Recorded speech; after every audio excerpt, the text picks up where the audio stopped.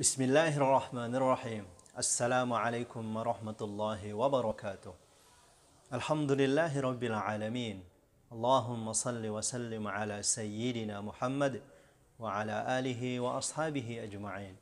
Subhanaka la ilma lana illa ma 'allamtana innaka antal alimul hakim. Allahumma inna nas'aluka ilman nafi'a wa rizqan tayyiba wa 'amalan mutaqabbala. Allahumma ja'alna min ahli al-Quran, min ahlika wa khassatika ya rabbal alamin. Amma ba'd. Sahabat Al-Quran yang dirahmati oleh Allah Subhanahu wa taala, pada kesempatan yang berbahagia ini kita akan melanjutkan belajar kita ya tentang menghafal Al-Quran dan bagaimana cara mengatasi hafalan Al-Quran agar tidak mudah hilang dan terlupakan. Pada episode kali ini kita akan belajar tentang buku sistem hafalan Al-Quran Mutqin seperti surat Al-Fatihah. Bagaimana setelah kita menghafal Al-Quran, hafalan yang kita sudah hafalkan itu tidak mudah hilang atau tidak mudah terlupakan, atau bisa lancar seperti kita menghafal surat Al-Fatihah insya Allah. Sebagai prolog sahabat Al-Quran, tentunya bagi Anda yang sering menghafal Al-Quran, itu sering sekali mengalami kejadian seperti ini. Misalnya, Anda baru menghafal surat tertentu atau satu halaman tertentu dari Al-Quran, kemudian Anda sudah setorkan, ya. Tidak lama kemudian setelah disetorkan, ya, itu hafalan Al-Quran tadi lambat laun lupa atau hilang seperti itu. Kalau misalnya pagi disetorkan, tiba-tiba kok nanti siang sudah hilang atau lupa, atau dibiarkan sampai sore dan malam, sudah hilang seperti itu. Atau kasusnya seperti ini sahabat Al-Quran. Ya, ketika kita mau menghafal satu surat tertentu misalnya, ya, atau satu juz di dalam Al-Quran, ya, hari ini kita menghafal dengan hafalan yang sangat lancar. Oke, besok kita mau menambah hafalan baru misalnya. Ya, ternyata hafalan yang kemarin itu sudah mulai lupa. Ya, kita tambah hafalan baru, dan hafalan yang lama itu ya semakin lama semakin hilang dan lupa. Ini pasti sering terjadi ya kepada sahabat Al-Quran, dan saya juga pernah merasakan seperti itu. Ya, dan itu luar biasa ya perjuangannya. Atau mengalami juga kasus seperti ini. Misalnya sahabat Al-Quran punya hafalan sudah tinggi atau beberapa juz, ya, misalnya anggaplah 10 juz atau 20 juz, atau mungkin sahabat Al-Quran juga pernah menghafal Al-Quran 30 juz misalnya. Ya, ketika di pesantren atau di sekolah atau di satu lembaga, tentu mengajinya, murojaahnya, mengulang hafalan Al-Qurannya itu lebih banyak ketika dibanding kalau kita pulang ke rumah ya misalnya. Anggaplah kita pulang ke rumah ya, kita libur ya, otomatis tingkat bacaan Al-Quran kita ya itu lebih sedikit daripada ketika kita berada di satu lembaga atau satu komunitas yang penghafal Al-Quran. Anggaplah kita liburnya seminggu atau beberapa hari. Ternyata ketika kita tidak mengulangnya atau kita tidak murojaah hafalan Al-Quran tersebut, ya bisa dipastikan pasti lupa atau hilang ya.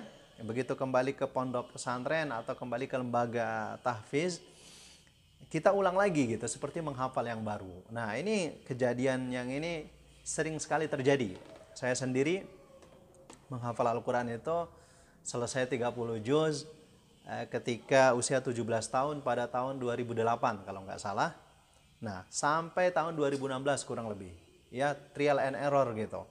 Hafalan Al-Qur'annya lancar, tidak diulang beberapa hari, hilang. Ya, diulang lagi lama, kemudian ditinggalkan beberapa hari, seminggu, hilang, lupa. Begitu terus. 8 tahun kurang lebih trial and error.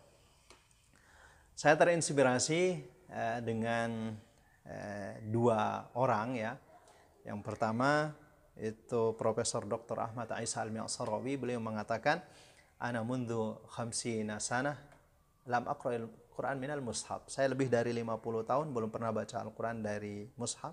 Artinya beliau selama 50 tahun itu lebih selalu membaca hafalan Al-Quran beliau dengan kekuatan ingatan atau hafalan beliau.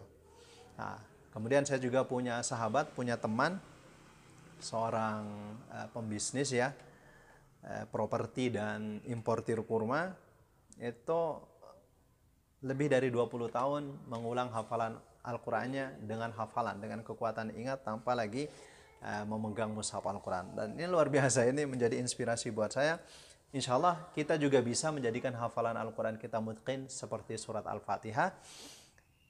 Kalau kita mengulang murajaah hafalan Al-Quran kita, tidak perlu lagi pakai mushaf Al-Quran. Insya Allah kita bisa dengan izin Allah mengandalkan kekuatan ingatan kita atau kekuatan hafalan Al-Quran kita. Dan ini sebenarnya terjadi di zaman Rasulullah Sallallahu Alaihi Wasallam ya. Karena kita ketahui selama 23 tahun Al-Quran itu diturunkan, 13 tahun di kota Mekah, Makkiyah, dan 10 tahun di kota Madinah atau disebut Madaniyah, seperti itu. Kan masa-masa seperti ini Al-Quran itu diperdengarkan ya, banyak diperdengarkan, para sahabat belajar dari Rasulullah ya, dan begitu seterusnya. Kemudian nanti di zaman Utsman baru ada pembukaan mushaf Al-Quran. Jadi sahabat-sahabat dulu itu hafalan Al-Qurannya mutqin sekali ya, insya Allah seperti surat Al-Fatihah. Karena kan tidak bisa dibayangin ya, kalau para sahabat itu mau murojaah, mengulang hafalan Al-Qurannya sambil memikul pelepah kurma gitu ya, atau membawa tulang belulang. Karena kan Al-Quran pada saat itu ditulis di bebatuan, kemudian di pelepah kurma, di tulang belulang, dan seterusnya. Nah, ini yang kita perlu tiru ya dari para sahabat ya, bahwa bagaimana mereka mengingat hafalan Al-Quran beliau, memurajaah hafalan Al-Quran beliau dengan kekuatan ingatan seperti itu ya, tanpa mushaf Al-Quran. Nah, seperti mushaf Al-Quran berjalan insya Allah, yang tidak lagi memerlukan mushaf Al-Quran. Karena kalau hafalan Al-Quran kita mutqin seperti surat Al-Fatihah, kita bisa baca kapan saja, di mana saja, tanpa bergantung sama mushaf Al-Quran. Ya, karena orang zaman sekarang itu banyak ilmunya atau banyak hafalannya itu tergantung dari colokan listrik. Kalau HP-nya lowbat, ya ilmunya lowbat juga. Kalau laptopnya lowbat, ya ilmunya hilang. Karena semua ilmu ada di handphone, semua ilmu ada di laptop seperti itu. Nah, tidak berada di hati, di dalam dada, dan tidak berada di ingatan. Nah, ini ya mungkin suatu masa nanti akan terjadi tidak ada mushaf Al-Quran, atau kita tidak punya handphone. Nah, bagaimana cara kita mengulang hafalan Al-Quran kita kalau hafalan kita tidak lancar? Nah, kita akan kerepotan cari mushaf Al-Quran, begitu kan? Cari Al-Quran digital dan seterusnya. Nah, enaknya kalau hafalan Al-Quran kita sudah mutqin seperti surat Al-Fatihah, kita bisa mengaji kapan saja, di mana saja, tanpa mengenal waktu dan tempat. Ya, baik dalam keadaan sholat, safar, mengantri, atau apa saja kita bisa membaca Al-Quran ya, hafalan kita seperti kita membaca surat Al-Fatihah insya Allah. Nah, pada kesempatan yang berbahagia ini saya akan sharing sahabat Al-Quran ya, bagaimana sistem hafalan Al-Quran itu bisa mutqin seperti surat Al-Fatihah. Tentunya ini saya sudah praktekkan dulu ya, Alhamdulillah. Nah, setelah maksimal dipraktekkan, baru saya berani share kepada sahabat Al-Quran. Mudah-mudahan harapannya ini bisa juga diterapkan individu sendiri atau di dalam lembaga yang sahabat Al-Quran miliki seperti itu. Ya, sistem hafalan Al-Quran mutqin seperti surat Al-Fatihah di sini ada 7 level ya. Ada 7 level sahabat Al-Quran. Dan setiap levelnya kita harus menikmatinya, menjalani prosesnya gitu ya. Jangan tergesa-gesa gitu ya. Ya, yang jelas patuhi semua aturannya, semua petunjuknya dari sistem hafalan Al-Quran mutqin seperti surat Al-Fatihah ini. Ya, saya akan langsung mengutip dari buku yang saya tulis langsung, yaitu buku Sistem Hafalan Al-Quran Mutqin seperti surat Al-Fatihah. Baik sahabat Al-Quran, kita akan memulai ya. Level yang pertama dalam sistem hafalan Al-Quran itu disebut dengan level Al-Hifz. Nah, apa itu level Al-Hifz sahabat Al-Quran? Level Al-Hifz itu adalah level di mana kita menyetorkan hafalan Al-Quran kita. Ya, misalnya nih, sahabat Al-Quran sudah menghafal satu surat misalnya, atau satu halaman. Nah, setelah dihafal, itu kan harus disetorkan ya. Nah, proses menyetorkan hafalan Al-Quran itu disebut dengan level al-hifz. Nah, apa saja yang dilakukan ketika kita menyetorkan hafalan Al-Quran kita atau pada level al-hifz ini? Ada beberapa petunjuk dan arahan yang sahabat Al-Quran harus patuhi. Misalnya, saat menyetorkan hafalan Al-Quran atau saat melakukan al-hifz, ya, kita yang menyetorkan hafalan Al-Quran itu tidak boleh memegang mushaf Al-Quran. Ya, baik memegang secara langsung seperti ini atau di pangku atau disimpan di saku baju atau melekat di tubuh kita. Tidak boleh ada mushaf Al-Quran, jauhkan. Nah, kita menyetorkan hafalan Al-Quran dengan kekuatan ingatan, dengan kekuatan hafalan kita. Ya, yang boleh memegang Al-Quran, yang boleh melihat mushaf Al-Quran itu guru pembimbing Al-Quran kita, karena beliau yang akan mengoreksi kesalahan hafalan Al-Quran kita apabila terjadi seperti itu.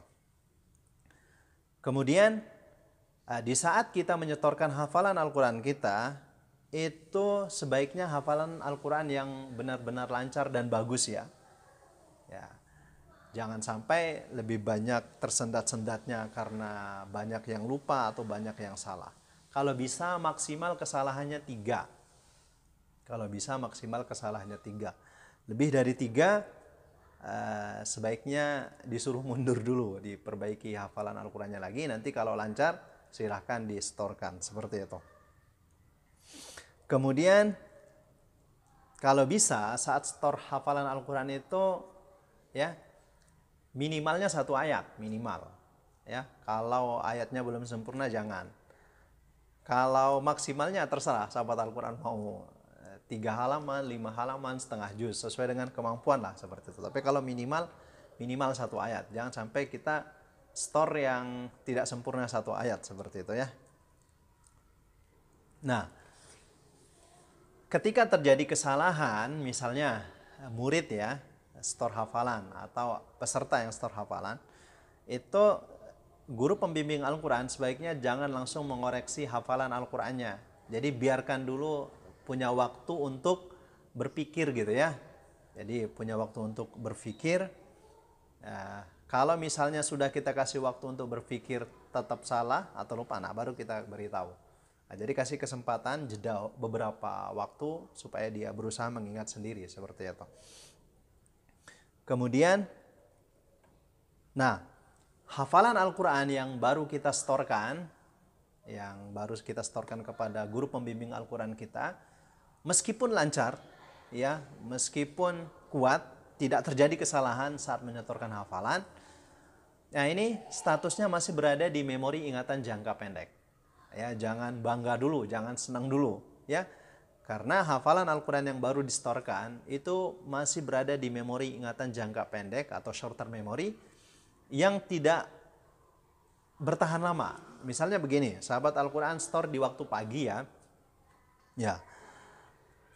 Karena dia berada di memori ingatan jangka pendek, mungkin zuhurnya dia sudah mulai kabur gitu ya, sudah mulai hilang, atau nanti mungkin asarnya juga sudah mulai lupa gitu ya. Nah, jadi begitu selesai level 1 ini, kita harus segera melakukan level yang kedua, supaya kita pastikan hafalan Al-Quran tersebut itu bisa tersimpan di dalam memori ingatan jangka panjang ya. Jangan sampai kita biarkan berada di memori ingatan jangka pendek terus gitu. Ya, kita harus langsung segera masuk ke level yang kedua supaya hafalan Al-Quran tersebut berada di posisi yang aman, tidak mudah hilang dan terlupakan. Baiklah, penjelasan level al-hifz seperti itu. Begitu sahabat Al-Quran sudah menyelesaikan level al-hifz atau level store hafalan, kita langsung masuk ke level yang kedua. Nah, level yang kedua disebut dengan level at-tikror. Nah, apa itu level at-tikror? Nah, di level ini, sahabat Al-Quran, kita akan membaca hafalan Al-Quran kita kembali yang sudah kita storekan. Kalau misalnya kita store 1 surat, berarti yang kita at-tikror itu 1 surat. Kalau yang kita store itu 1 halaman, berarti yang kita at-tikror ya 1 halaman.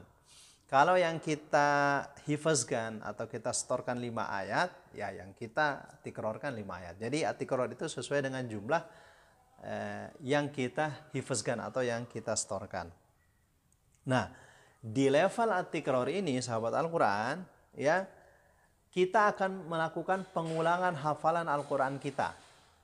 Ya, pengulangan hafalan Al-Quran kita dengan kekuatan ingatan atau kekuatan hafalan tanpa pakai mushaf Al-Quran. Kalau bisa mushaf Al-Qurannya begitu sudah di store, ya, atau sudah dihifazkan, disimpan di dalam lemari, kemudian lemarinya digembok. Nah, itu lebih bagus ya, supaya tidak memegang Al-Quran. Karena tidak boleh melakukan at-tikror Anda pakai mushaf Al-Quran.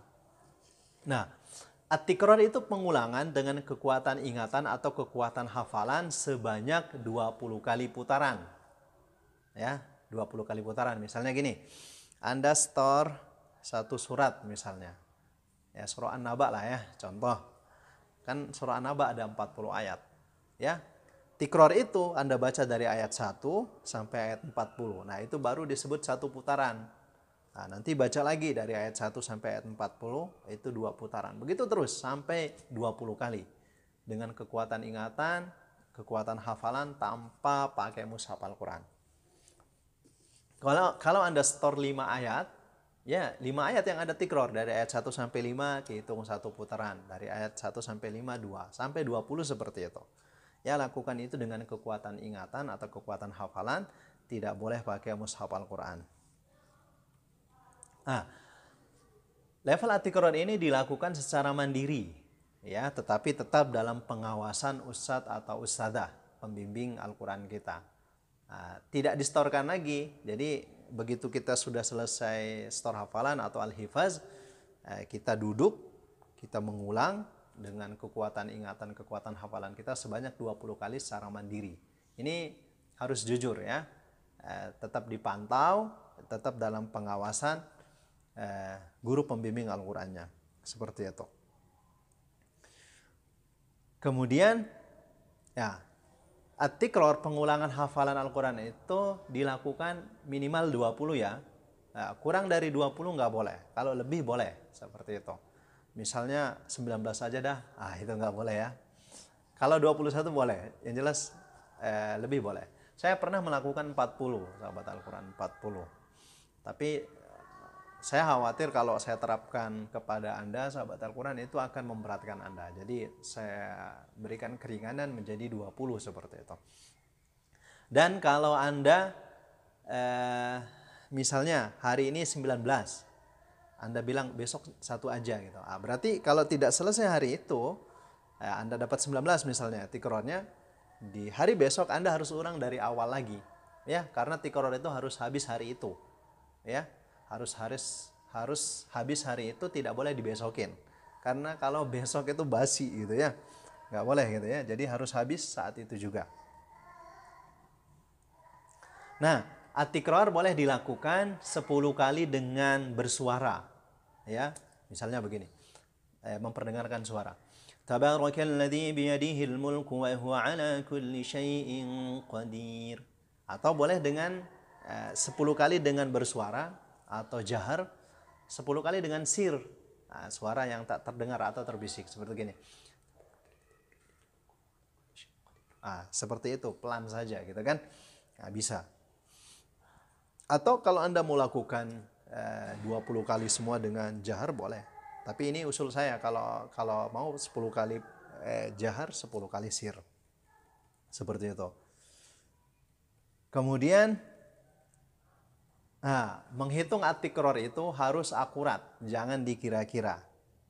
Kalau bisa sahabat Al-Quran pakai tasbih digital, ya. Nah, jadi begitu selesai tinggal dipencet. Jadi lebih mudah kalau kita mau ke air, kalau kita ada kegiatan, misalnya nanti masih tetap kehitung gitu ya. Atau nanti pakai manual, bisa pakai kertas, kemudian pulpen, seperti itu dihitung. Yang jelas harus akurat. Jangan sampai nggak akurat ya. Ketika melakukan tikror, saya tanya, tikrornya udah berapa? Kayaknya udah banyak Ustaz. Kira-kira berapa? Ini udah lancar sih hafalan saya, kayaknya udah 15. Padahal baru 5 tikrornya. Ini nggak jujur seperti itu. Tikror itu harus akurat ya, ditulis gitu kalau bisa, atau kalau bisa pakai tasbih digital. Ya, tidak boleh kurang dari 20. Lebih boleh, silakan seperti itu. Dan at-tikrar juga boleh dibaca di dalam sholat. Di dalam sholat silahkan kalau Anda mau baca, tapi saran saya kalau mau baca di dalam sholat, sebaiknya jangan tikror dari 1 ya, pengulangan 1. Nanti pengurangan dari 6. Karena kalau putaran pertama, 2, 3, 4, 5 masih sering lupa atau salah. Nah, nanti kalau sudah putaran ke-6 sampai 20 itu insya Allah sudah lancar. Nah, bagaimana kalau saat melakukan tikror, kita ragu-ragu atau terjadi salah atau lupa gitu? Nah, ketika terjadi lupa atau salah, Anda boleh buka mushaf Al-Quran. Tapi saran saya sebaiknya buka itu sempurnakan dulu tikrornya. Misalnya begini, Anda melakukan tikror surah An-Naba misalnya ya. Surah An-Naba. Sudah dapat 10 tikror misalnya. Nah ini yang ke-11-nya, putaran yang ke-11. Ketika Anda baca, ternyata ada yang lupa, ada yang salah. Apa yang saya lakukan? Sempurnakan dulu surah An-Naba'nya. Baru setelah itu cek. Ya, baru cek kesalahannya tadi. Jangan begitu lupa langsung cek. Nah, jadi sempurnakan dulu. Jadi bikin penasaran tingkat tinggi, bikin greget tingkat tinggi, ya, bikin penasaran Anda tingkat tinggi, nggak sabaran gitu ya.